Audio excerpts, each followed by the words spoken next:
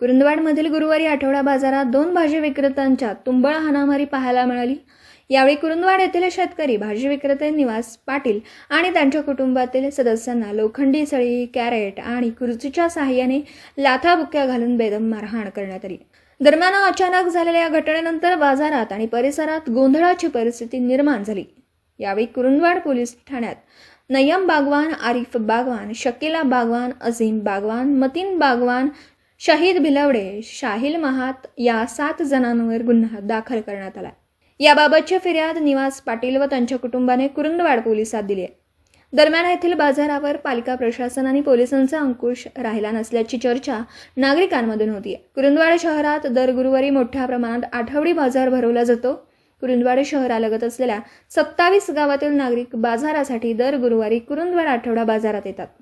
दरम्यान पूर्वीपेक्षा आता कुरुंदवाडच्या बाजाराची व्याप्ती वाढली आहे। दरम्यान येथील जुने बस स्थानकापासून ते दर्गा चौक, मुख्य बाजारपेठ, पालिका इमारत, भालचंद्र चौक, डॉक्टर बाबासाहेब आंबेडकर चौक, विठ्ठल मंदिर परिसर, सन्मित्र चौक अशा ठिकाणी भव्य मोठ्या प्रमाणात बाजार भरवला जातो।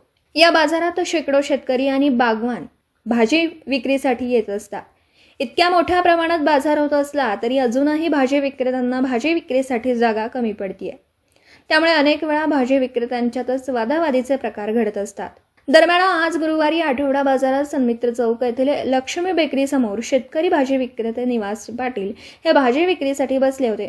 त्याचवेळी नयमान बागवान याने "तू माझ्या कलिंगडच्या गाडाजवळ भाजी विकायची नाही, जागा आमची आहे" असं म्हणून शिवीगाळ सुरू केली आणि पाटील यांच्या पत्नीला देखील शिवीगाळ करून निवास पाटील यांची गळपट्टी धरून बेदम मारहाण सुरू केली। त्याचवेळी निवास यांचा मुलगा दिग्विजय आणि भाऊ सुभाष यांनी भांडण सोडविण्याचा प्रयत्न करत असताना त्यांना देखील बेदम मारहाण करण्यात आली।